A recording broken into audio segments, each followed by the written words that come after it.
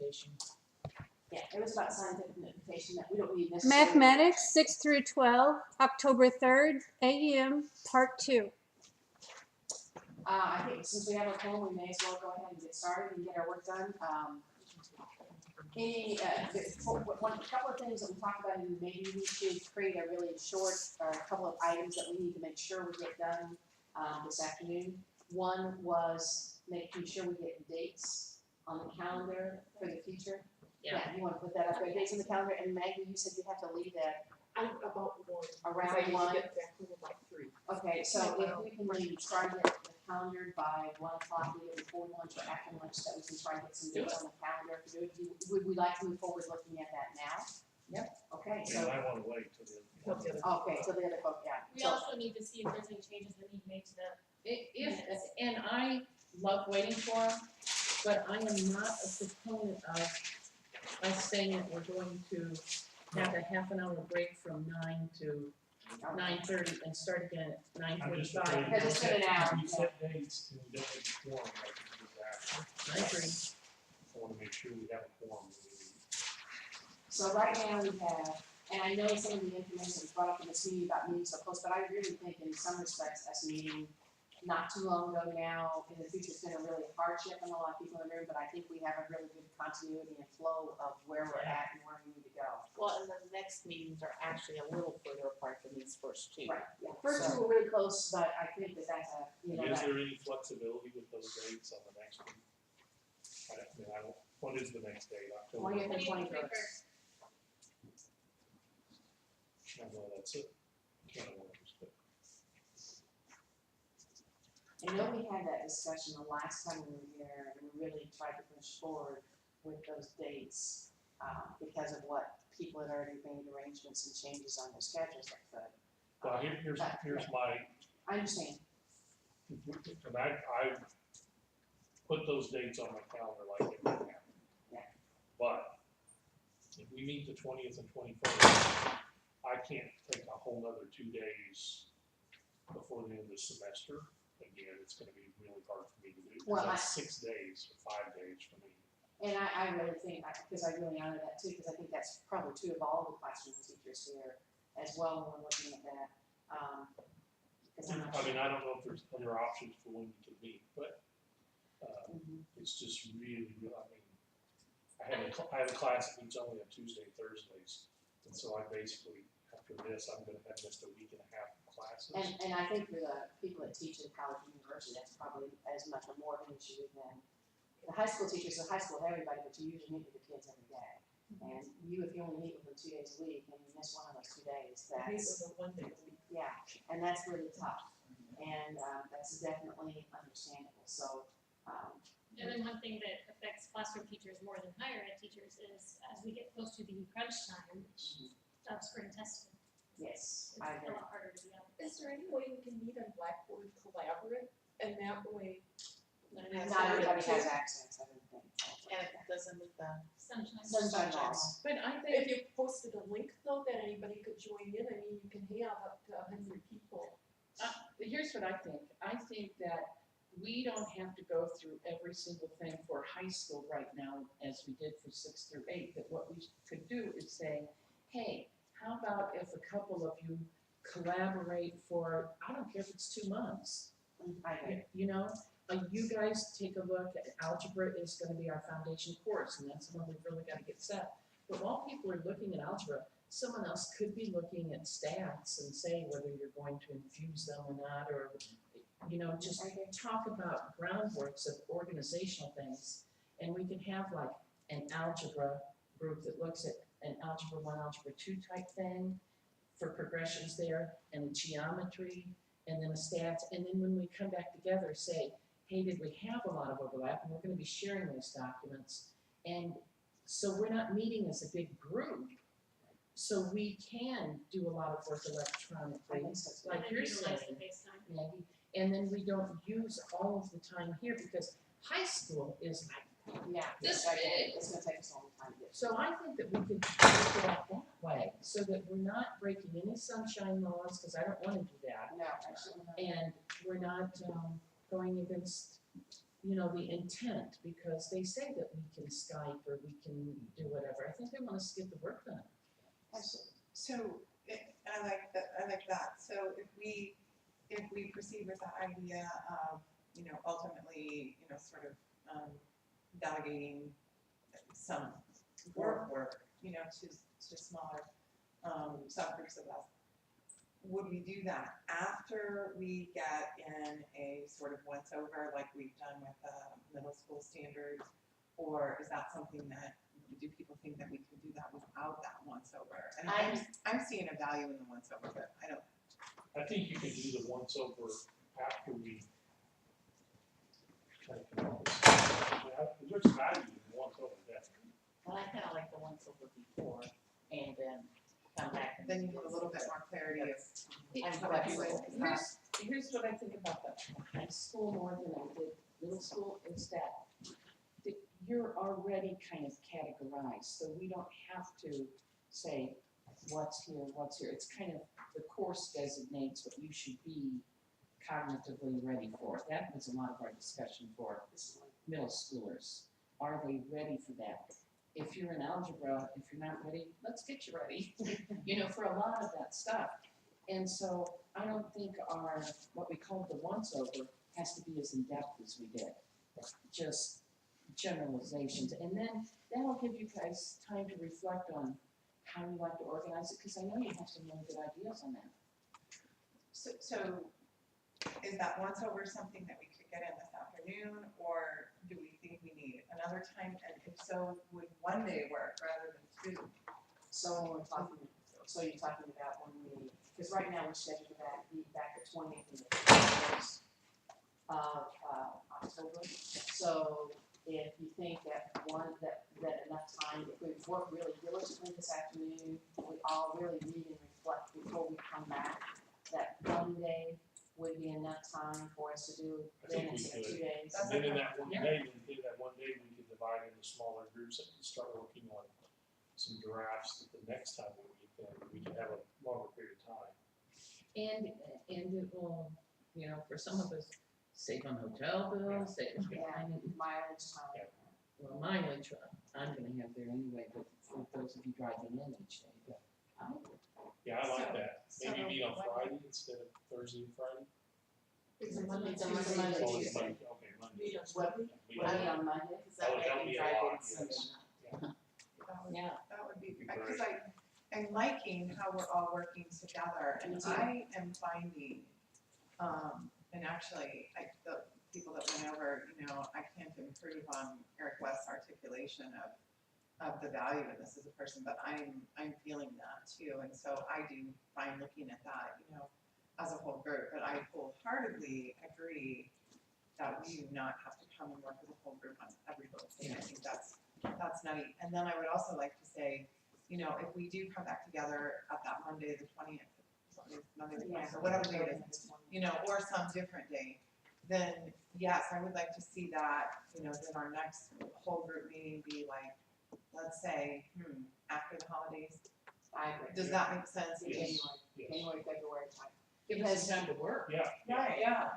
And I think that's when small groups could get together and meet in different regions and, so, and I think one of the things we would need to do by then is decide who's gonna be working on what information and bringing it back to the group. So, yeah, I think that's, to me, does that sound like a plan? Yeah. So do we wanna then, or is our plan then to help, I think, everyone out would be the 20th, that Monday, with that we agreed to Monday? I so moved. Second. Whoa. I forfeit. Who's Are you, you're two to the same passion. I forfeit. Okay, all those in favor? All those opposed? Doesn't look like opposed, so our goal is we're gonna do, the next date we're gonna meet is October 20th. Time. The time? What Oh, time, time. what time and location? Are people gonna be driving in that morning? Yes. I probably will, so why don't we start at 9? Okay, so 9 o'clock? One 9 to 4-ish. 9 to 4-ish. And do they already have rooms reserved for us? Well, yeah, they do, Yes. but that's already Is it set. just, is it here, do you know? or- It is, I think, over in the Jeffersonville. I think it's the first floor conference room in Jeffersonville, unless it changes. Okay. I say Nancy will be kind enough to email us if she finds out again. Are we on I the chat? will. Yes. Well, they just posted, it was posted, I just didn't pay attention to it. Yeah, So, exactly. I do that. Okay, so at this point then, should we look at dates out in the future into after, because I think what I'm hearing you say is that everybody needs to be in their classrooms. Yeah. Not missing class for the next, probably 2 months until after Can the we set those holidays. dates at the next meeting? Or do we need to do it now? I think the sooner we Yeah. set them, the more likely we are to get the space we need, and if it's agreeable to everybody.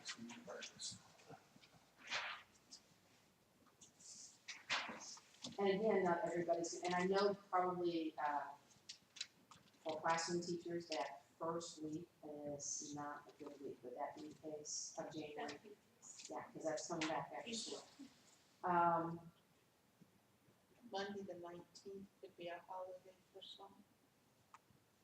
I don't know if there's, I imagine most facilities would be closed down, but I don't know if we can get in and, Monday the 19th. Do you want me to email someone and ask of January. if it's available? To see if it's possible, I mean, would people want to work on that day? I would be willing to. So you would have to so give up a classroom It's day? a holiday. Martin Luther Or King. be on it? I do think the state buildings are gonna be closed, They but I are. don't know if that, you know. but there are other meetings in I mean, That's our first day. Oh, so that's your first day of class? Yeah, maybe not, Ah, they don't need it. Well, well, they wouldn't mind, that's sure. is there a, and I mean, I guess one question too, is there a, with respect to college, perhaps too, is there a certain day of the week that's worse than others? And are we talking about scheduling a 1-day meeting or 2 days of meetings in January? I'm thinking, and this could be just me, but I would think at this point that if we really got on the task and really got done, that we could try to do 1 day. I like that. You know, doing 1 day and then work groups get the information that they need and then continue to, okay, this is where we're at, this is what we need to do and continue to work on. So do we wanna try for January 19th? Let me, email here and maybe we'll get a quick response, okay? So that's a preliminary date, that's what, maybe we can put that down as a possibility. If that doesn't work because of not getting meeting space, and I know most school districts like Eric West offered the Kansas City, Missouri district any buildings, but I know they're also off on that day. So that might be an issue. What about if that doesn't work? Is there another one single day? And I kinda like, and this is just personal, but I like if it's just a 1 day, it's kinda nice to either do it at the very beginning or very end, so that you either have the weekend to recuperate or you didn't get all your plans. I know lesson plans done over the weekend to get ready for your classes. could we just on do those. 1 week later, the 26th, Monday If the the 19th 20th? doesn't work, what about the 26th? I cannot, because we have our big accreditation review, but that So that's doesn't mean not everybody else can't, so. No, it's not, not, Well, what about a Friday, the 30th? I think they're gone by then. get on out. Yeah, actually, I think the 19th will work. So you think, if we can get a room, the 19th will work. If we can't get a spot, what would be the next date towards the end of January that would work? Like the 30th? Would the 30th work for any problems in here? That's great. Yeah. Yes. I'm fine with that too, but I was just kind of saying, if y'all want to meet in Kansas City, maybe we can, my building's available. And I probably can get it, but I think the one thing that we wanna try to do is make sure that wherever we go, that we have wireless access. And I know I can probably offer where I work too, but our wireless is not gonna be good, so that, so. We have, our technology is, it's ridiculously awesome. I mean, it is. Ours was until about 6 months ago, so anyhow, I don't know I what like Fridays better, but I'm also not as nearly as hard pressed as some people. Well, the reason I like Friday and Monday, and the reason I like Monday is I can get all my stuff done and ready for the week, and Friday is I don't have to worry about getting ready for the next day, so. So do we wanna put the 30th down as a possibility if January 19th doesn't work? Well, the other thing we'll have to think about is weather. So if Yeah. the weather's horrible on the 19th, then we have the 30th as a backup. Yeah. That way. Yeah, okay, so yeah, that's a really good plan. If you do the 19th, do we want to take the month of February then off for groups and things like that to really be continuing working on whatever documents they're working on? Nancy, yeah. I think that might depend on how much progress we've made. If we're at a sticking point that we're saying we don't even know how to organize it, or we're not sure what it's gonna look like, because even after we get it written, there's gonna be a whole lot of work to be done to include the things that we think that educators need. And I would love it if we had that stuff done over the summer, and Oh, yeah. and once summer hits, it seems like, oh, I've got a vacation, I've got a, and What's the date? family's important, that's why that should be the focus for all of us. So I don't wanna hit next school year in October 15th, Oh, looming upon us. I agree. So do we want to meet in February or do we Could want? we at least set a tentative date for February, and then if we came up on the 19th and we decided, no, we're good, we don't need to meet, as the date approached, we could say, never mind, we don't have to meet that time. Fine. But that way it's on people's calendars. So we just had the 30th. And by the way, I'm not saying necessarily February, but let's not skip every other month. Oh, no, is no, all no. I meant The to reason say. I was saying February is because that was really late in January that we were doing it. It's like either end of February or around the 1st of March was more kind of my line of thinking. So we could do end of February, 1st of March, because I think we don't want to do it so close together. Sure. 27th of February. Looks good. Is that there, Chris? That's what I was wondering. Yes. No, isn't it the week? No, it's a Friday, and it's the Friday after. Teacher and service, should you say no, it's not a conflict? That's a good. Never mind. Yeah, she said it's not. No, interface is, starts on the 18th.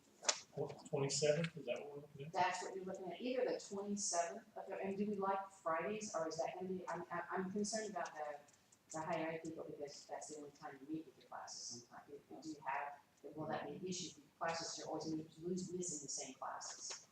I bet the Yeah, students would but- love it. They're not on But I Friday. mean, the good thing about Fridays are, and Monday, Wednesday, Friday classes, it's easier to miss 1 out of 3 than 1 out of 2. Right, okay, so your classes would be Monday, I don't Wednesday, get Friday. Yeah. It's a probability thing, there we go.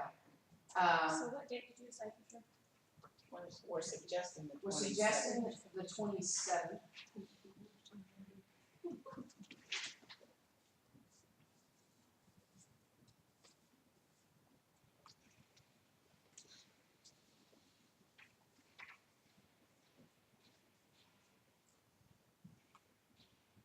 By the way, who should I be sending my request to at this, yeah, should I send it to Leah? And Jeremy. I sent it to Jeremy and then I sent it to Sharon Helwig since she's the assistant commissioner, but, you know. Malia seems to be.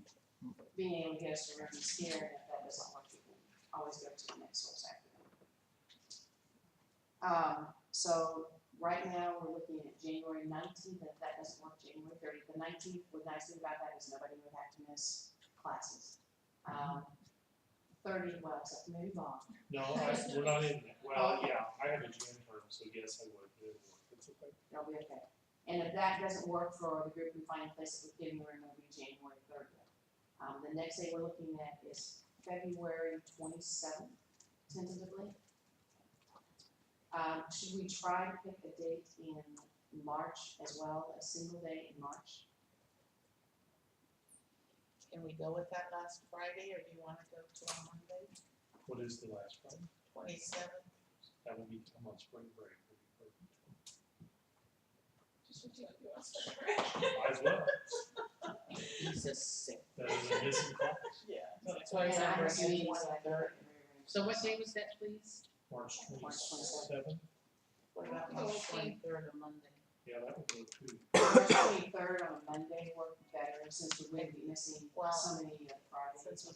Yeah, that'd be fun. Is that okay? And it's That's easier to fine. prepare for Monday. Are you still on spring I'm break? still on spring break. Okay. Just the beginning instead of the end. So March 23rd. What's spring break? Well, it's usually when I catch up on all the work I've done.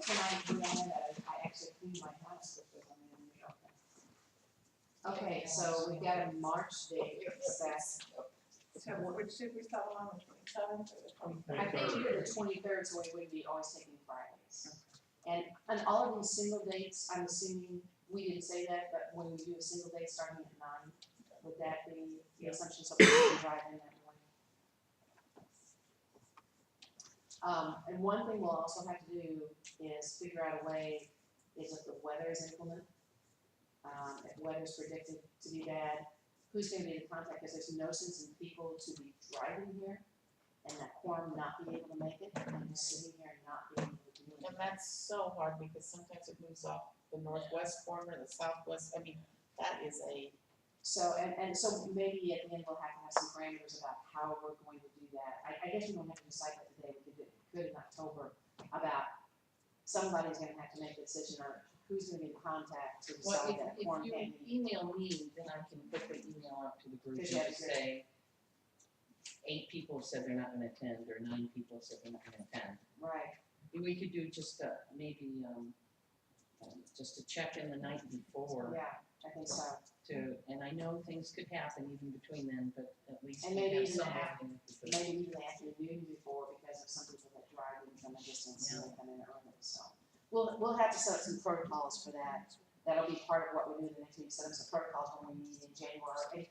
And let's face it, we had 6 inches of snow in May one year, so. So it can happen, so we need to have some protocols for that. Okay, so we've got a March date, do we wanna pick an April date? Maybe we say no to that, because that's the Into the season, test even though window. we're sort of, So, but we're also gonna be in a test window in May. True. Do you know what your district testing dates are? Mine are the first part of May. So the beginning of May. And so, yeah, would we wanna meet, and of course, who knows what will be in store at the end of May. So you never know, if you have another snow like we had last year. yeah, I think most of it should be done testing by May 10th or so at the very latest. I So think. would we wanna try, when is, and I'm not sure we can avoid, I mean, we like to say, you know now when your school is scheduled to be, but we know how that's gonna change. Maybe not. Would we wanna try to schedule it sometime in the last 2 weeks of May? And then maybe do it on a Monday instead of a Friday, because oftentimes it's graduations on. Right. Good point. What if would it be just absolutely crazy to do it on like a Tuesday? What? And, No, that's fine with me. I just think for, I'm for just the thinking of a this fine. different day, cause I do If it's have after some things at the end of May, that, You know, school's not in session yet. But you won't know it's closing session. Well, I mean, just at least once on a Tuesday, That's fine with me, yeah. would that be bad for anybody? Oh, yeah, because of the Monday, Wednesday, Fridays classes, yeah. Yeah, if it was the 19th or the 26th, because I teach a lot of, Yeah. I teach in Tuesday, Thursdays. That would be and- good for me too. how about that? 26th is the day after Memorial Day weekend, and some people, I mean, which is, So the 19th, you got, you know, it doesn't matter, I mean, it doesn't matter to me, I was just, as long as I know it was far out. I would rather 19th is spend the good for 26th, That's that's good for me next too. last day of school. Kathy, No. to reply to the meeting for the 19th. Okay. State employees can work, but the doors are locked and they have to use their badges. So I would say if you would like to meet on a state holiday, the group will have to find an alternate location. Okay. So maybe no 19th. And go to the 30th. the And next Sorry, one. libraries, I think, are closed on the 19th too. Yeah, but Well, yeah, we it's could federal change stuff and state It's stuff. like, yeah. Well, we could see if anybody wants to find a change of location, but right now, I think the 30th, we'll lock that one in, and if we can find a place to meet, and everybody agrees, then we'll look at that. That's fine, and if you wanna do a Tuesday, maybe on March 24th, that would get me on something that I don't wanna do. If we're going that route, I have a whole bunch. I would like to look at those things. Why did the group decide in May? Was Was it it the 19? We, Yeah. 26. I know we were 20, saying that's- I think it was the 26th, because we were talking about, you were hopefully, yeah. But that's just me, I mean, I didn't. Well, that's okay. 26 works for me. I never did the 26th, I know I can't do the 19th, but I would seem like I was in the area on that one, so it doesn't matter. So then that's 26th, May 26. so we're skipping April. May 26th. Okay. 25th is Memorial Day, right? Yes. Yeah. So right now we have January 30th, February 27th, March 23rd, and May 26th. I think we let it May, I mean, for now. I think that after we come back, Figure it maybe in out. January, February, we can look at it, because I think probably in February, we gotta decide if we're gonna meet in the summer, when and how, because people are starting, will be planning their vacations and schedules of that nature. We wanna make sure, if we're gonna put forth the effort to come down, that we have quorum, so that we can make some decisions. Otherwise, it's a waste of time for people to drive down, and then we can't progress on it. Okay, so it looks like we've got 4 dates down. We're gonna keep the October dates, we've got 5 more meeting dates, and we're just gonna meet on Monday, October 20th, is that correct? And these are all being planned for Jeff's meeting. I think we're gonna try to, those all would be, try our best to come back in a centralized location. And then if we work on some things outside, we can see if we can do that. We may not be here, but small groups try to work and get things to bring back to the group. They may not be centralized, depending on what they're working on and where they live. Right, so we do that. Okay, so, hey, we have dates. Well, I think that we should vote on it. I mean, Oh, you we should. did? Yeah. Well, Okay, I think you're probably right. Okay, so, someone want to make a motion? I move we approve these dates tentatively. Is there a second to that motion? Can I amend the motion? Sure. We, approve these dates as potential Yeah. future dates, Yeah. subject to change. Tentatively. I think he said tentatively. Yes, it He does. said tentatively, yeah. Okay, so a motion has been made to approve these dates tentatively, and a second has been given. So all in favor? Okay, and there's nobody opposed, because there's nobody opposed. So, great job. Okay, so I feel good about having dates on the calendar so we can move forward. Okay.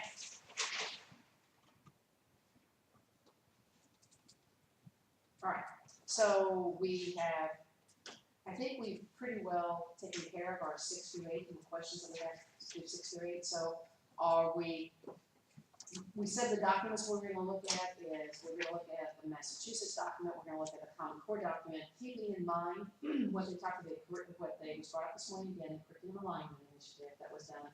Although Bob said that they're working on, I believe, on doing, that it needs to be redone, and I'm very familiar with that document because I was on the team that was part of the development, not really part of the development, I gave some input into it. So a number, I think, are familiar with that, but keeping that in mind, that always has to be in the mind, and I don't know who had said that we were talking. It was the one that document we looked at, about entry competencies and exit competencies. Oh, yeah, I don't know if they're reworking on it, I just know that, they've had meetings on, ideas to change general ed, so I don't know, that's all I know, I didn't get to go to meetings, so. Okay, all right. So do we wanna work like we did with the, documents that we did for the middle school, be looking at the Common Core document and as well as the Massachusetts document, seeing what we like about both documents, what we don't like about both documents? I think we also said we might look at ACT, like we looked at the curriculum alignment initiative, Do we want, and we're gonna look at that, do we wanna be that side by side, or is that something that at the end we wanna make sure? I think we could just over. And maybe a good point with that would be, because if you look at the ACT document, it's like where they score and the different cut scores. Is there a particular, I mean, obviously the college, the students are gonna go into the math and engineering. We wanna make sure we hit all of those before they leave, but is there a benchmark on the college for, or on the ACT?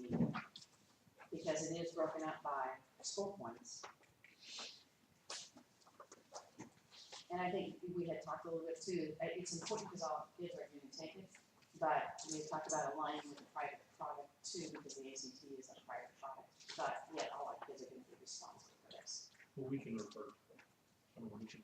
Can go back and look at it. So do we want to then start with, tell me how you wanna go, I think I'd rather look at the two documents? side by side, and then when we're done, go back and see how we do with ACP, but I don't know. they're going there, I guess. So what, and part of that, when we say look at the documents, are we gonna be looking at the standards, the Common Core standards and what they have? Are we looking at the appendix, or should we look and address the standards and then look at the appendix? Because, the appendix gives an explanation about where to put things and how to put them, but I'm open to what anybody wants to do. Any direction from the group?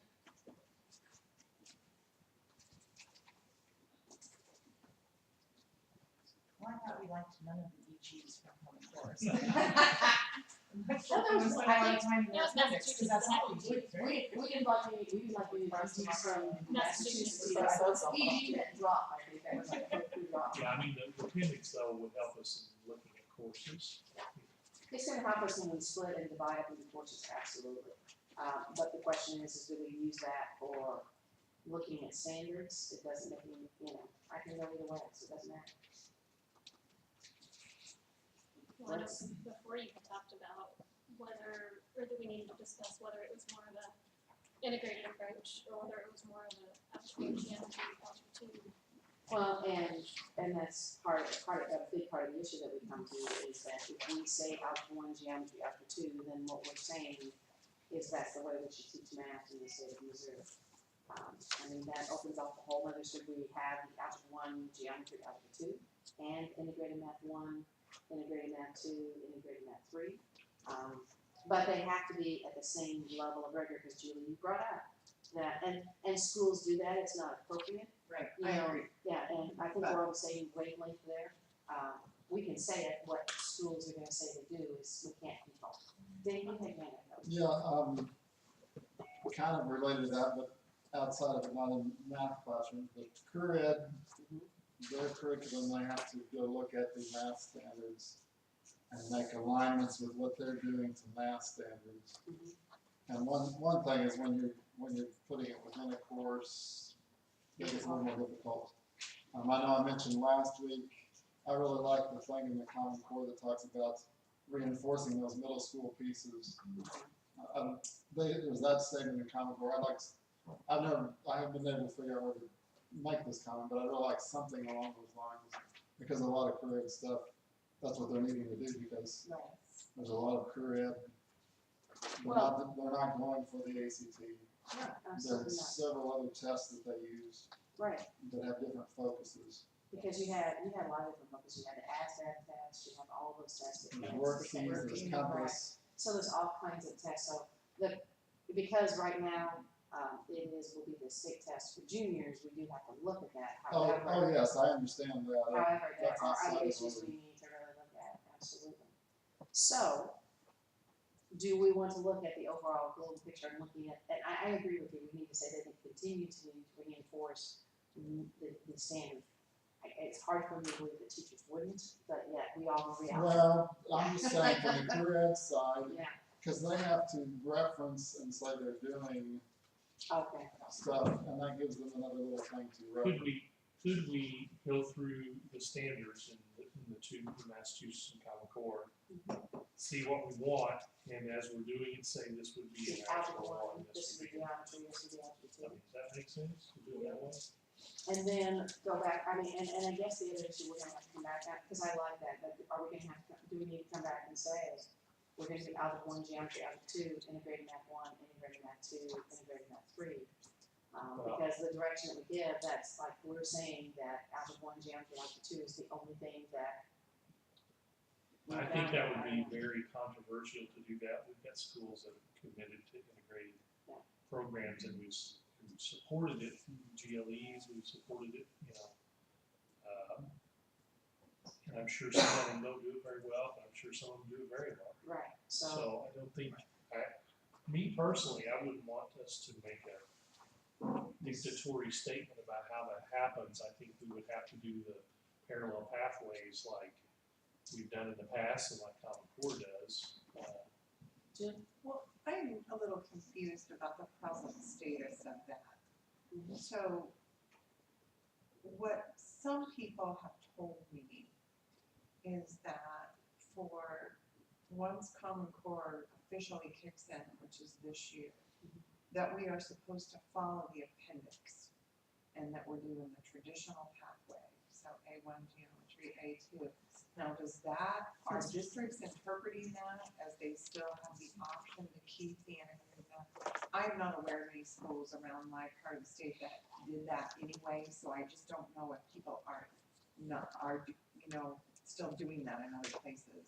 And here's what I can say from meetings I've been to, is that the Algebra 1 EOC test will be following the guidelines of the standards in the appendix, and the Algebra 2 EOC test are going to be following the information that's there. So if it's in there, but it's not going to be significantly different, probably the test than what we're currently doing. But they're gonna, the Algebra 1 EOC test will be taking the questions that correlate to that will be, most closely that appendix A will be there. So some of the things that we did before, not all of the questions, because when you took the Algebra 1 EOC test, they were like a gazillion, put the number on the number line, which should never have been appropriate for Algebra 1 either. And since that doesn't line with Common Core, it probably won't be there, so. Yeah, so in other words, fine, they can teach it whenever they want, but if they do it, an integrated math 1, 2, 3, then they're still doing The Algebra 1. EOCs, A1, GO, A2. Yeah. So, and it just has to go with any school district can teach anything they want. Nobody's dictated that you have to teach Algebra 1 like that. But they do have to say, okay, in Algebra 1. For the testing. Yeah, for testing purposes, which we all like this, but they do have to have some parameters about what's going to be on that test. It would be good information for us to know how many places do that. I don't know if that's. There were actually, I think, more than there currently are now. I know originally years ago, they tried to do an integrated math 1 test and an Algebra 1 test. The problem with that is to do 2 totally different tests, I believe, was so outrageously expensive because not enough. I think if it had been 50-50 or even 25-75, they would have continued to do that, to have 2 different tests. There was also a problem securing enough educators that were teaching the Yes. integrated courses to write the items You're that right. was necessary for the assessment bank. And that's, So, there were so few Actively. at that At time. the level of rigor that. Yes, is needed. it just. that's what I mean. If we had some data that told us that nobody's doing it, there's no sense us writing 2 tracks. I'm typing an email right now to Okay. ask if Jeremy knows. I mean, it Well, was, yeah. I think that, and the issue goes back to is that you have districts that are doing integrated math 1, 2, 3, Well, I but think not, we do. but not at the rigor at what, We do know we have districts that are still doing it. yeah. Well, there are I mean, as recently as last year or the year before, Springfield still was, so, or at least some schools in Springfield were. I have a nephew. Now, I mean, the two largest districts that I knew originally were Springfield and Columbia, and both of those ended up, the problem with they had was it ended up being the low track. Right. They intended to be, but that's the way it ended up being, because traditional people want their kids to take Algebra 1, Geometry, Algebra 2, and so, I'm not sure if Columbia does it anymore, but Yeah. And I don't know think they about do. Springfield either. My nephew Yeah. went to Glendale 2 years ago, and my sister's son's there a lot, and so. That's what I'm saying, if nobody's doing it, Well, and I think it could be that we write out, our first goal would be Algebra 1, Geometry, Algebra 2, and then if we find out that we need to do that, we figure out how we're gonna do that, David. I just, kind of where you started here, and mine's going a little bit different way from that. But a lot of the standards aren't really, they cross Algebra 1 and Algebra 2. And so if we're gonna go that way, I don't know if we wanna keep that cross thing or if we're going to. well, I mean, in the Common Core, the appendix tells you The that, appendix tells you that. tells you this some of them standard, are- this part of it, like for these kinds of Yes. functions, is for Algebra 1, and these kinds of Exactly. functions is Algebra 2. It's the same standard, but it has different context. And So, one of the pieces, again, with the career ed pieces, there are things where there's a piece out of it that career ed would be doing, and they're not doing the whole thing. They've had some issues with trying to decide how to reference that one, because they're not doing the whole standard at all, but they're doing a piece of it. Right, and I think that's probably, I have no idea how the standards were written, but they probably just wrote for when kids graduate from high school, this is what they need to do now. Oh, we have to yes. put back in courses. Mhm. And so how are we going to do that? Because that's might be a really good standard to think about globally, the whole picture. But, oh, wait a minute, that's not appropriate for Algebra 1. And we need to start it before we get to Algebra 2. So I think they tried to break it apart and put it into components. In the appendix. If they had written that appendix, it would be a much worse. So what if That we go through the standards in Massachusetts and Common sounds Core? good. And look what we did with middle school, and then when we see one, we say, well, this part of it needs to be Algebra 1, this part, we note that. Mhm. I mean, Common Core notes it, and I can't remember what Massachusetts does. And then I think that if we do decide to come back, with some direction about the integrated, then we can say, Do that afterwards. yeah, and we would want, I would think, the Algebra 1 and integrated to fairly closely in line as for testing purposes, Yeah. because they're gonna have to do that, so we have to look at that. But that, I agree, I think we can move on and look at. Can you explain just a little bit, in the school districts, and I don't know, does yours do integrated math, do you know? It doesn't do that. They can take algebra 1, algebra 2, geometry. So I'm assuming that means that we have the old way. Yeah. It's one or the other, correct? So we're still the old way.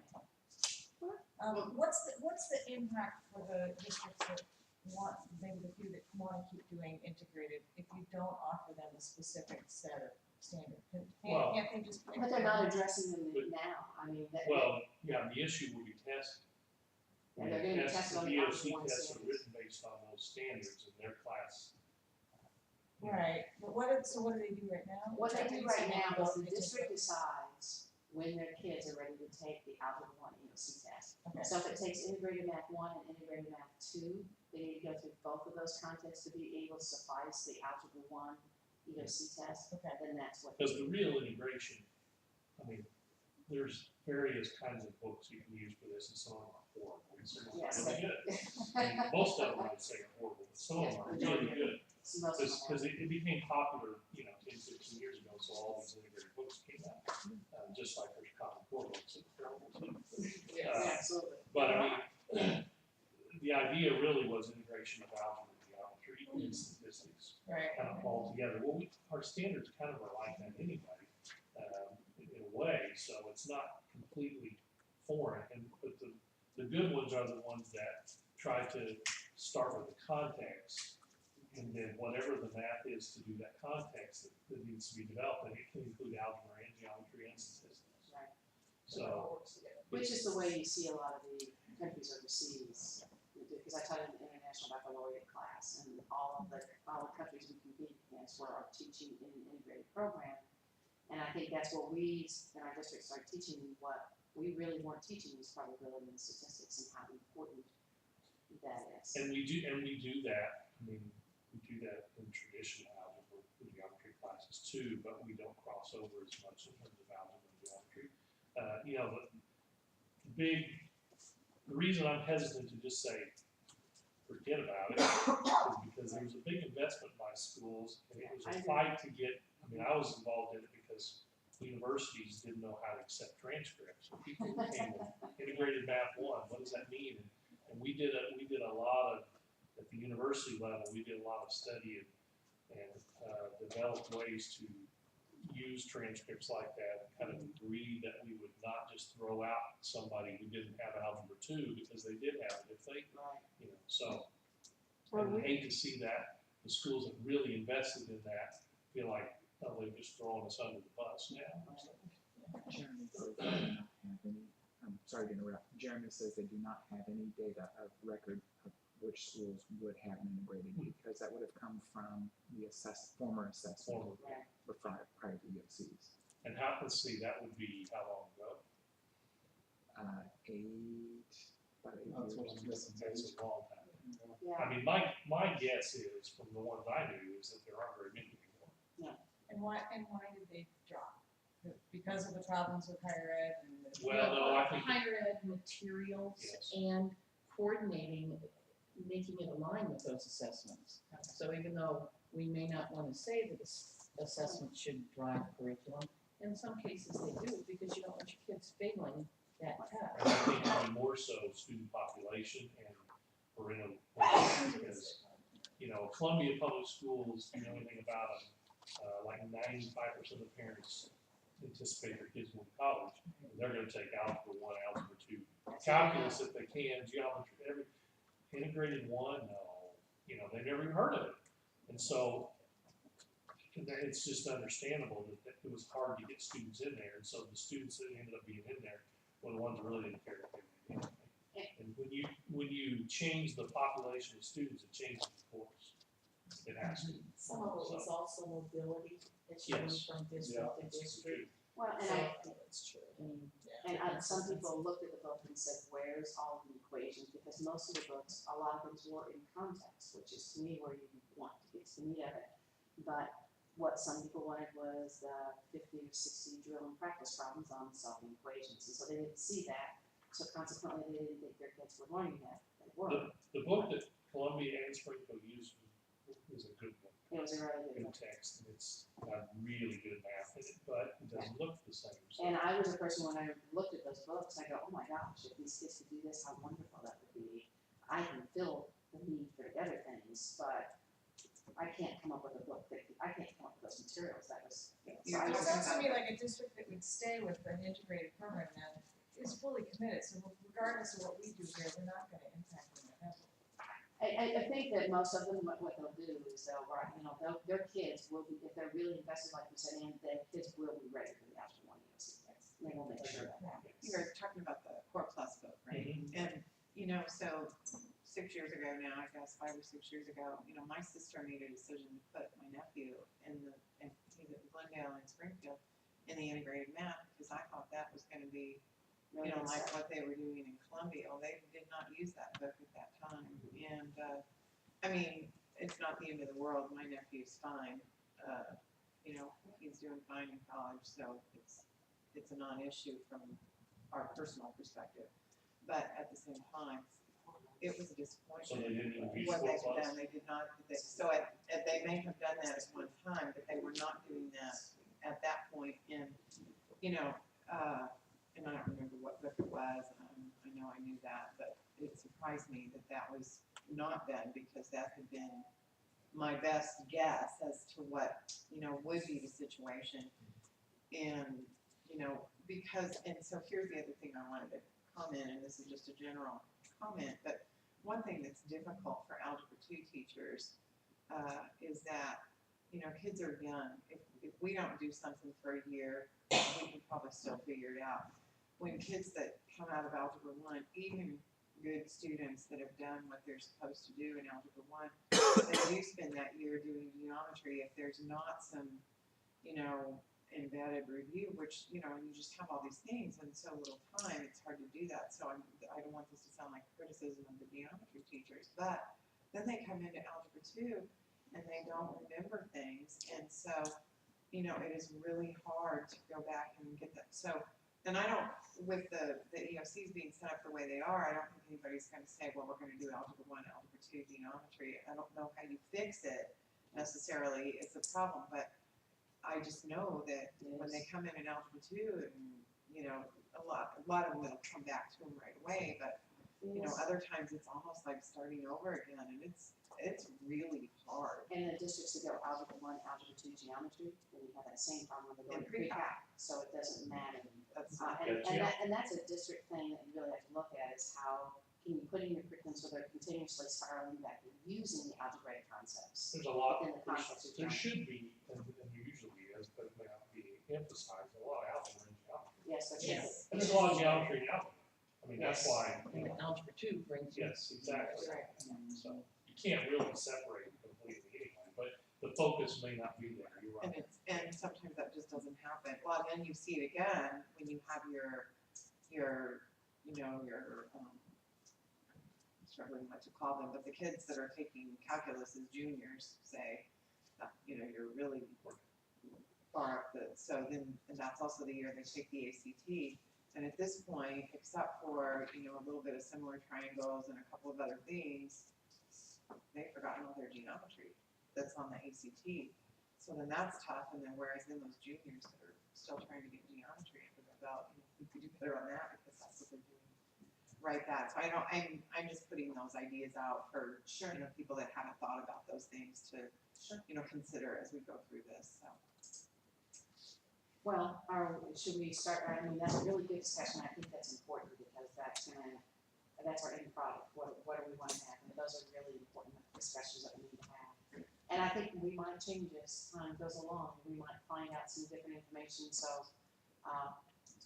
at this point, do we wanna move forward with looking at the document, or Julie, did you have something? Yeah, no, I was gonna say, and so in Massachusetts, this is where the grade span, so they've got their 9-10 grade span, and they didn't separate that, and I don't think in the 2004 I couldn't supplement, find it. for the It's something reason sad. that, right, and so since No Child Left Behind was a, you know, a once in high school thing, Right, they didn't they didn't separate. feel the need to do that, so, so as we go through the 9-10, you know, I just wanna kind of think about, you know, not sending the message that algebra and geometry are really totally separate things as we try to figure out, you know, what really is one and really is the other. And I think it's really good that some of the people on this group, or all of us, really have this sort of holistic sense of, Right, you know, how math is really done. And so I think that will be a good thing for us to I do. think so, absolutely.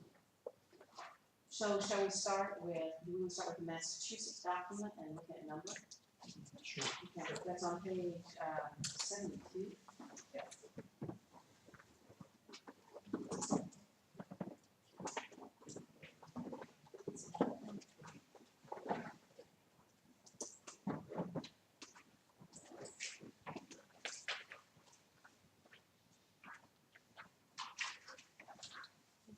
Okay, so from yesterday, can we take out the, can we take out the identify for the properties on 10N1? I don't, yeah, I I identify, don't like to use it, but I don't like somebody else said, I don't think we need to spend days on what's what, as long identify, as they. by this time, we should be able to use the properties. I guess part of that was that, can they identify, or they can use the fact that it's a community property in some form of proof. And I don't know, Yeah, that's true, I thought. you know, identify, no, I don't want them just to say this is a community Yes. property, this is a Yeah. social property, but if I'm gonna have kids construct an argument and they have to verify if we can prove it, I don't want them to identify. And maybe that goes back into using the properties, not, and I think not just in the numerical algebraic sense, but also in a proof sense, that if I have to prove or disprove that something works, I don't wanna lose that. But I'm not sure that we really, that might be someplace else, I just want us to keep that in mind. I thought that first standard had, it was a really long standard. Yeah. Really long. Properties, I mean, they did Yeah. that, they did that earlier. Mhm. Yeah, they know the properties coming in, or they're they're supposed to know the properties, Yeah. we'll qualify that.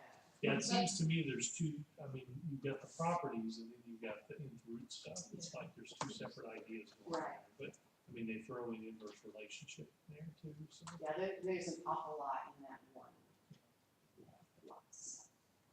I do like the specific emphasis on the identity and inverse elements, so, and I don't worry too much about the names for things, Right. but I do think at some point, they have to know those terms. Yeah,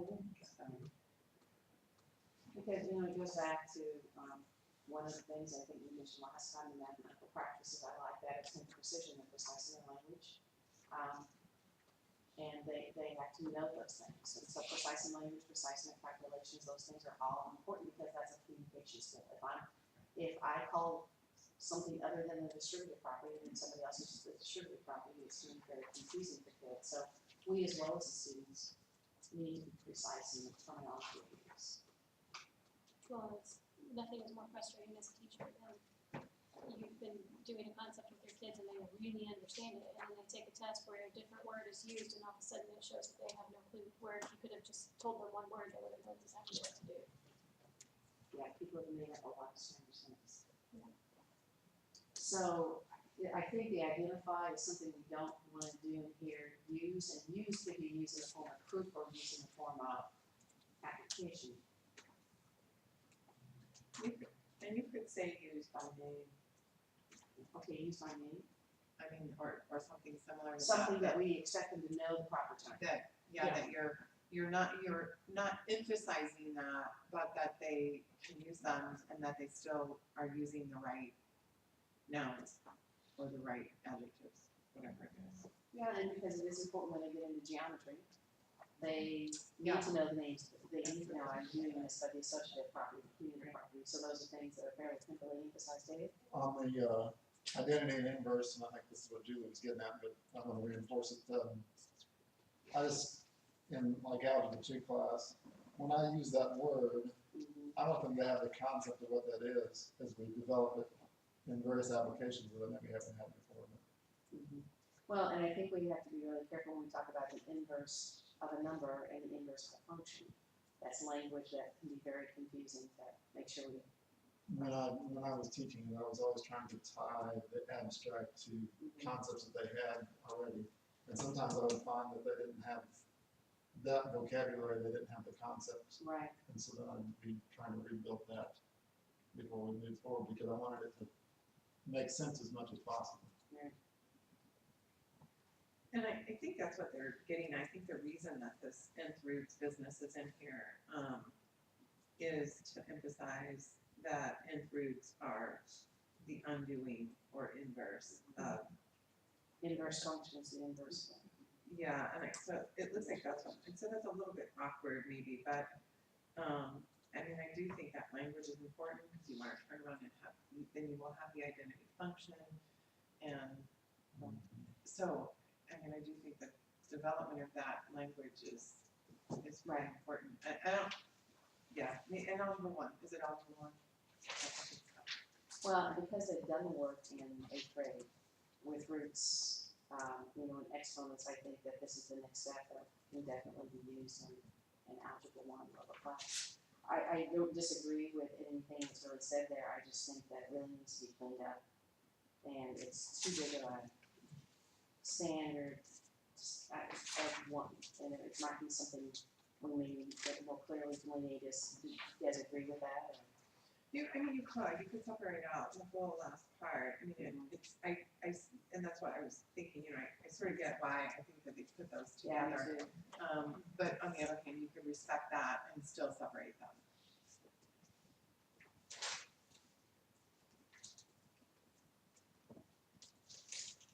Yeah, it seems like all of the standards within a grade level are related to each other anyway, so you can take them in individual. Yeah, this week we're gonna do whatever. Yeah. Yeah, I mean, and that's what, I think that's what's hard for us too as math people, as a group, that we do see that integrated whole, and so it makes it hard to really make it all seem like it has nothing to do with the rest, when it all is very related, and so that just makes it, sort of tough.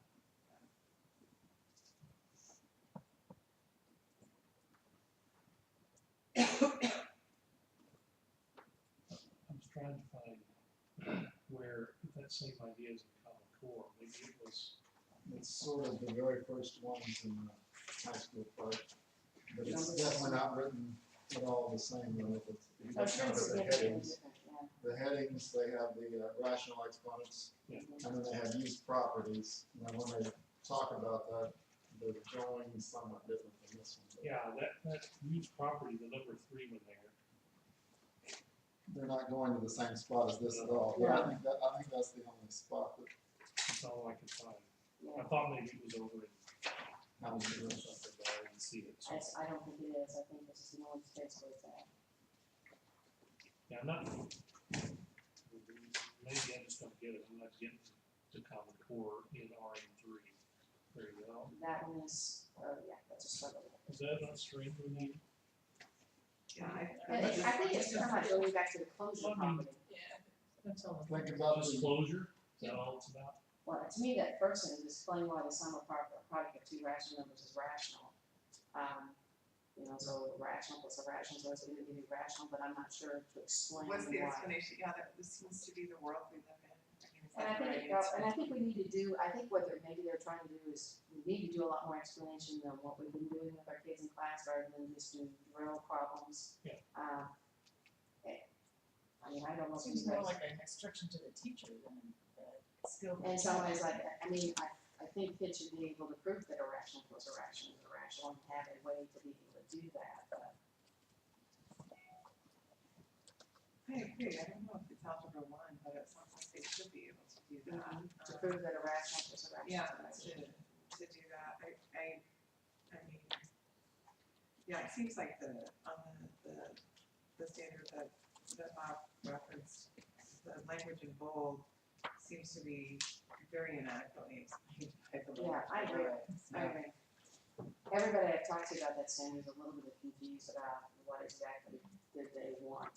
And Korean teachers, that's the first one in here when they opened it up. Yeah. And they're like, I'm not looking at this document at all. Yeah. It starts like that. Yeah. Well, and it's true, that, to me, that is I think, and it's not just the correct teachers. You Well, kinda I look at know, that but and I'm go, saying, you think about how other teachers are, than the Right. Korean teachers.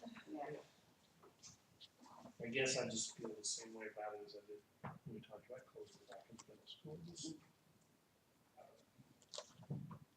okay, I just don't know what to do exactly.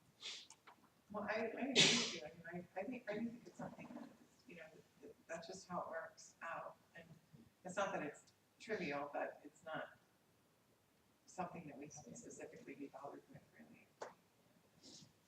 yeah, so I think that I would be fine if that was met somehow.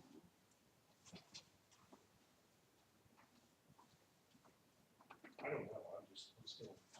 Well, I Sometimes teach in such a way, I get my students curious about that one, just to talk about some of that. Because I think it's understandable. Like I say, it's probably a good discussion somewhere along the line, but Right. it's really worth being a standard. right.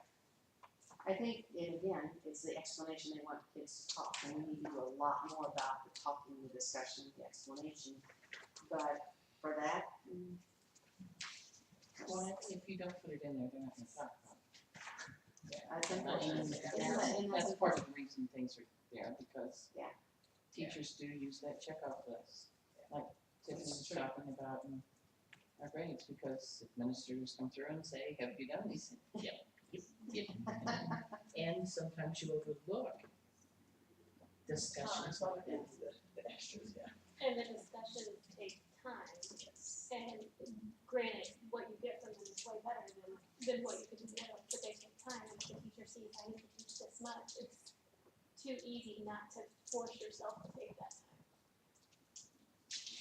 Well, and I think if administrators were not so under the gun for assessments, I mean, at least I know we feel under the gun for assessments, but at least we feel like we can kind of have a little bit of an impact, and maybe not so much as we would, but, and I've never been an administrator, but if I put myself in that role and think how it would feel, you would feel the same pressure, but a whole lot less in control, and so I think I sort of get it in a way. But I don't know how you fix it, and I know that if we don't put this in there, then it can't be assessed, and yet you would still like to see it happen. I don't know how you fix it. I mean, that's actually really a great question. Will we use some notation like the little plus signs? Can it be something that may not be on the assessment, but keep in there so the discussion might happen in one of the upper level classes? I know that one of the things, because we brought this up the first day, that you assess something like that locally. You know, that this is an important thing that needs to be happening, taken, will not be assessed on the state test. But and I don't know how we do that, I don't, because it's kind of like you don't want to tell them what to do, but sometimes you don't put those things out there and you're right, then you do it. I think that's a great idea. I mean, I just think if we put that, I know that the plus signs in Common Core, I have always understood to be in that fourth course thing, but there are people, who will not be named here in this meeting, but who just, every time something like that comes up, they just don't know the answer. And I don't know if I understand how it's possible that people still don't know the answer, but I do think putting in something that's, some sort of symbol, probably not a plus sign, because then it brings back to this, but, which will just be confusing, but if we come up with some unique symbol that says, little heart, Yeah, smiley face, Ms. Bergfeld, we must talk about this, but, thank you. Make sure you do this. And so that's something we can certainly address, that these kinds of things are rich discussions, not something that's gonna be on a life assessment, but some, I don't know, if we write that maybe into the, something in the beginning, reading into the, something, again, these are important discussions and dialogues such as. And number and quantity has a lot of pluses. And it should. All the complex number stuff, Yeah. vectors, matrices, all that's plus. Not all the complex numbers though. Well, no, you've got a couple. Most, I think that the things that make sense are not a plus. So, Things that make sense. well, to teach an algebra two, okay, to teach an algebra two. The others are important ideas, but not important for all kids, I think, to know. So the plus things, I think, make sense here for what we do. Yeah, I mean, I think there are things in the pluses here that have been taught in algebra too. There are. That doesn't mean they're taught all the time now. Well, and I think it goes back to teaching them that you can teach them if you want to. It's not gonna be assessed on an assessment. Use that, feel fine to do it, because I think we had that discussion about matrices. Yeah. I taught using matrices, I but I did can too. see why would that be, wouldn't necessarily be something I would put on the state test. No, I taught it all the time, but. Right, and we have to, in my curriculum, we do more with complex numbers, but in response, and then we were gonna take it out because we had so much other stuff, and I thought maybe I don't, but after looking at the state blueprint, I'm back to, well, maybe I do, but we're gonna reserve that decision for later, but still. Sure. Yeah. Sure. And once again, now that we're into high school and we are referring to the appendix, if anyone else needs one of those at lunch, there's more of them out in the trunk of my car. Okay, great. So if you'd like to make notes on it, I mean, more of those booklets that have the appendix. How many bookos do you have in your Nancy has a whole story in the back of the book. That is correct. It is. She had a projector. Yeah, she has it all. Yeah, I do. So, do we want to look in at Massachusetts Standard 2, simplifying numerical instructions?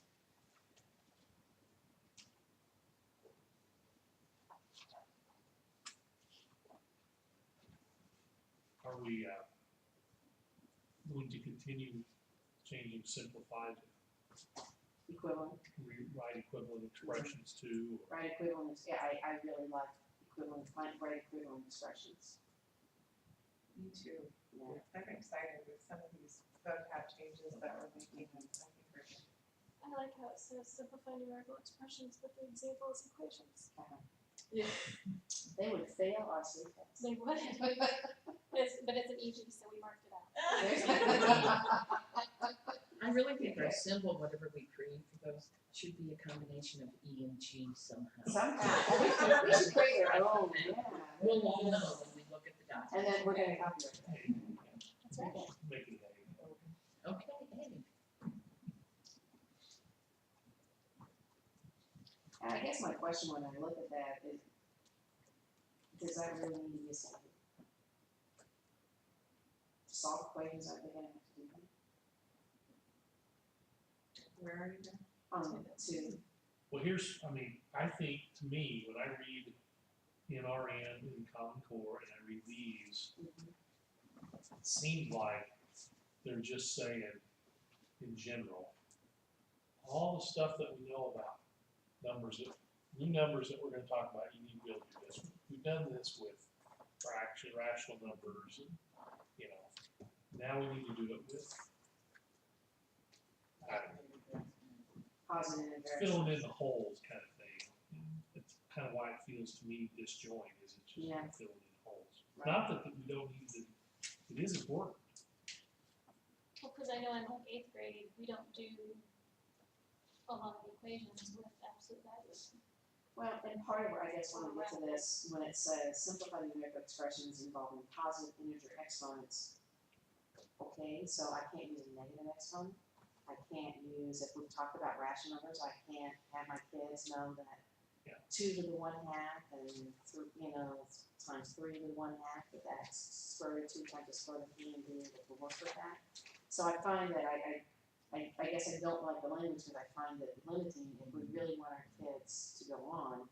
To me, if we're just, this is it, this is pretty low, I would rather us involve or somehow take the positive integer exponents out of there, because I think what we've done, it's already been done. They've already done 2 squared and 3 squared, that's already happened. You don't have to worry about the negative integer ones because you've got those in 8th grade. Yeah, so Well, so, The numerical. I thought the same thing Bob was saying when I read through that before, is they're trying to fill the hole. say the concepts we've been using, let's use those in a lot, in all the other ways we haven't really dealt with yet, basically. So it should be able to, I mean, and then I guess we haven't done the operations with fruits. So, you know, that could be, but that to me just seems like we've already done it, so. Yeah. I think that needs to, I mean, keep something there, but I think that really needs a lot of work on what we want. Maybe you would have to do something with the number set in particular that you're using, because as we did that with 6th, 7th, and 8th, we Because said first freshman. We wanna apply to properties, and so right now on real numbers, and then, and on any real number, but then we're talking about the next one, we get complex numbers, what will we do? It's kinda like, we wanna find equivalent expressions, for any real number. You know, based upon an algebra 1, we say it to this, so this is what we do in algebra 2, we've done it here, so. Yeah, 10 into that has the same feel to me as in RN3. It's not, they're not the same thing. I'm just saying it has the same feel, like it's okay, but Yeah. standard. What I mean. Right. Now, 4 on the Massachusetts I think is important, but I really think it's much more expanded in the quantities in the Common Core, the NQ. I like those 3 about reasoning quantitatively and using units to solve problems. I really like those. I do too, we use those a lot in my career. Yeah, I would think a level of accuracy appropriate to. Yeah, we've talked about all those things, really. Because I think I can really see those really relating to career ed and what you're doing there. So I think those probably are really, I mean, we might look at tweaking the wording a little bit based upon what they're, but I think those concepts are Those really concepts, a important. lot of people stumble on. Unit scale in Something 1. Yeah. Defining appropriate quantities for the purpose of describing modeling, that's really important. It is, and it's been overlooked in our traditional, what we've done, we've really overlooked that. That one's the one that I have people ask me about, what does that mean all the time? I like it, but I'd like to do something maybe with the wording. Yeah. Right, and so clean it up, and I'm hoping when we put in some examples or EG or whatever we come up with, that we can get some really good examples from the career ed folks to put in here, that this would be a real, because that's what high school teachers are always asking for, is okay, but how am I gonna tell them how they're gonna use it here? And so giving them something that they could really take home and show the kids and work with it would be great. So 2, do we agree that on 10 and 2 on the Massachusetts, we really need to clean that up or do some work there?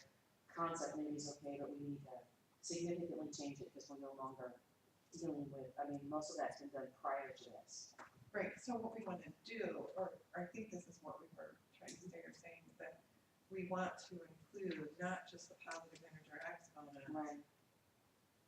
but additional types of numbers, and to make sure that.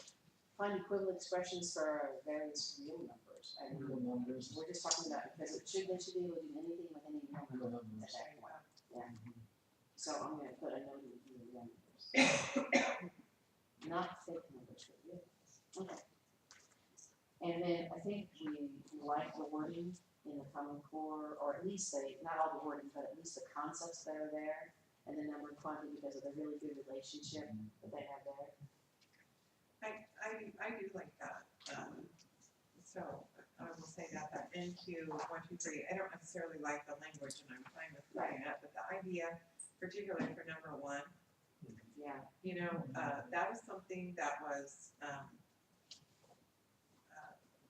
criticized, not too many years ago. Yeah. People said, you know, kids that do this and but then we come over and I teach physics and we want them to do this. Absolutely. You know, and we don't think it's a bad thing. And I think it's the teachers, again, needing examples in the high school, of how we can do that, giving them some real world situations, so that's why it's important.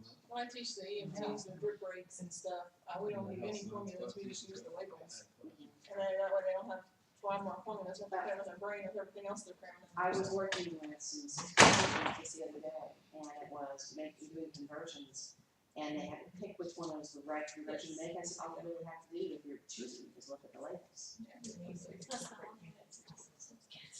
Okay, So we believe in tweaking 1, 2, and 3, and the number of bodies, but we like what that says. Well, I think, yeah, and I think the other thing is, I mean, these are all looking towards the idea of modeling, you know, for data. And so, Yeah. if you're doing a linear kind of model, you want your slope to be representing the correct units. Okay. In other words, you know, your data, I mean, if your scale on your graph where your data is talking about per hour, and yet your slope is per minute, you know, I mean, it needs to match up. Yeah, and I wonder if that word consistently is really the right word. Might not be. You know, Probably that, not. I always tell kids, you know, to scale, you know, and they, especially Algebra 1 students, which I've not taught for a long time, but, you know, that they just wanna, whatever number comes next in their data is the one that comes on the next line, and they're not thinking about, Right. you know, having to scale. So I think the word to scale or something similar would maybe be a little bit clearer, but I agree that word consistently is not. Okay, so do we wanna go back and, do we wanna look at Massachusetts document that says find the approximate value for solutions to problems involving square roots and cube roots without the use of a calculator?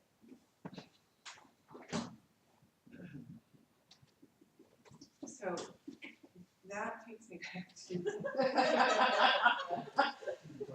my fun 7th grade experience. I think since that is something that, you know, I mean, I too am old enough that I remember learning, I was a 1960s new math child at a university lab school, so I did new math and I actually liked it. And it served me well, I think it served me well, you know, but clearly they don't mean,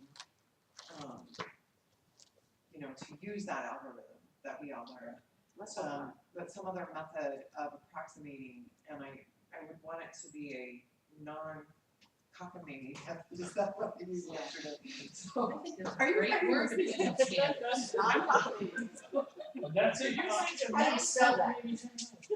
How do you spell non-cockamamie? This is in common core too. Where is it, Nancy? I can't remember where it's at. Wasn't it earlier? It is a common core. But wasn't it earlier? Was it in middle school? It's It was in in 8th middle, grade. it was in middle school. Some grade. Because it was approximate, like between square root of 2 is between 1.4 and 1.5, Yeah, and the way right. you Yeah, continue to success approximation. So, yeah, and they were using, you know, a calculator to do it, but just not the square root button, Right. which, and Why bother? Yeah. Like, 2 kids can do I'm it. just, you know, so, but, you know, to an extent, you know, gas that, you know, obviously if it's 12, you know, then the square root is gonna be, you know, between 3 and 4, and then having them, you know, and when we estimate them, it just, we say, well, you know, 12 is, you know, about the middle, so, you know, it's gonna be about the middle, and we don't worry too much if we're off by, you know, 20% or 25%. And I think that's okay, but I think that and just a little bit more guidance, because I know that the textbooks just have a field day. I don't like prescriptive, I really don't, but on this particular It thing. connects with number 4. Use One of the estimation. things I like is when they're using their calculator, and they have they punch in a number wrong, but they have no clue that they punched a number wrong, they write down that value. I think it is exactly. I think it is a part of 4. I think it's also kind of part a little bit of what's in Q on these. I mean, it's about reasonableness of answer. You know, appropriate level of accuracy is part of that too. You know, I mean, because you could say, well, how far out do you want to go with your decimal place? I mean, You know, and maybe that's a way to fix it, you know, but it was just to say, you know, to the nearest, you know, tenth, just get a Ballpark. ballpark. Yeah, because the kids that use it for second grade, if they're gonna use square root 2 and they need to know it, they're gonna use it. They use it over and over and over again. They're gonna know it. It's like in trig, they know what the square root of 3 over 2 is. They know what the square root of 2 over 2 is. They know what those values when they use them a lot. I think you could almost just take 3 out Yes. and put it as an EG on 4. Well, I think so too. Yeah. So Okay, sounds good. here's an Oh, yeah, example. put an EG in. Yeah, just you That's know, the the way- square root To me, of that's the way to the do square it. root of 8 is close to what, or between what? Well, and that even goes back to placing on the number line. Like if I'm gonna put the square root of 3 on the number line, it's gonna be between 1 and 2. Okay, probably a little closer to 2, but it's gonna be between those answers, so I have to have a size or an idea of the magnitude of the problem without being perfect square. So I think, and so take 3 out, but kind of move the example down to what 4 is there. Keep And that it's concept. also a part of what, if we wanna keep things from in queue, it's kind of a part of that too. Yeah, and we do like the language of the way that some of that, we need to clean it up, but we like those ideas that are there. One, Don't you think like our problem of, okay, they usually write the table, they get this huge number in inches, you break it down to feet and inches, and then you have this decimal that they have to turn into 16ths, so that's kind of implied in here too, which Yes. kind of covers it. I think it covers so that. too. Yeah, and so, To make sure they There's a have, lot of stuff in there when you Yeah, start there trying to is. apply it in various contexts. is it still 3.4, I don't know, just the everything that doesn't point so That's one of the many examples where they tell it Yes. wrongly. yeah, yeah. 5.1 pounds is 5 pounds 1 ounce. Okay. And I know we're rolling along, but we do have a request from the K through 5 group, and it's about lunchtime too, is they wanna know if they can join us for some time this afternoon. And maybe if you do, what would be the best time for them to join us? What do they want to do? That's, I don't know. that was my question. I would To like calibrate? to know why, Jay's gonna find out. because we've been so productive. If we're gonna meet together, I would say let's meet together like at 2:15, and then we leave from here, cause I wanna keep on a roll and wind up, and I don't want us to stop. They're But making we- incredible progress too. I was gonna say, if they're waiting on us, we can do it at 1, but if they're making progress, I then. suspect they wanna know what 6th grade looks like. Yeah. That's Yeah, what I it's- suspect. That's what I would. You know, I had emailed them our questions from Ann's, Mhm. minutes, and so I'm sure that they wanna do a check, because they had asked us if we had moved anything from 6th grade was one of the things, so I. We took didn't care of really it. move anything from 6th grade No, down. we didn't, yeah. No, I emailed them the symmetry, the fractions, and the Right. 3D identification, and then said, just to know, we didn't move anything down from 6th grade. So it might be a short meeting. Did we pull anything from that? No, I don't think so. Not really, but we still need to make sure that there's a little nice seam there. yeah, we want that seamless work. That's true. So if we would meet with them for like the last 30 or 40, I wanna keep us working up until that time, cause I think we're making really great progress. But if they wanna meet and converse with that, 2:15, would that be reasonable? Okay, well, just let me throw on the table, next time at least, we'll be in the same building. Yeah. So is Would they that, wanna start the meeting together? it's, Yeah. I mean, I don't know what, I mean, 'Cause what it's a they're little gonna off be the doing wall. or what they will need to know between now and then. That's We true. have no way to know that. Right. So if we can find out, if break for lunch and we find out, we come back, that it's something an issue that we really need to address, with meeting with them at 2:15, 2:30 today, would be okay with everybody? Yeah, I would suggest that I don't know how we're communicating. If it's- I mean- yeah. And I would suggest we ask them what they wanna know. Right. And we may be able to tell them without meeting, but if we need to meet, we can meet. I'm fine with that. Yeah, I mean, I'm fine with that to keep that cohesiveness going, and the next time, and maybe that could be a part of it when we meet over there, that we meet at the last 30 minutes. Yeah. When necessary. It's kind of Yeah. debrief. Yeah, kind of easy. Okay, so he's gonna find out, and How I hopefully we'll feel know right back now. before we come back from lunch. It is 11:30. Do we want to adjourn for lunch and then come back? Let's And meet try to there. It'd be good to come back. And then try to finish off numbering, oh, come on. Okay, so do we have anybody to make a motion to adjourn? What time, how long, 11:30 to approximately, I don't know that we have to adjourn, how about if we call it a break? a break, 11:30 to 12, with 12:15, is that enough time, is 45 minutes enough time? Okay, so let's go 11:30 to 12, let's be back at 12:15. Okay. It's double what we're used to in the cafeteria.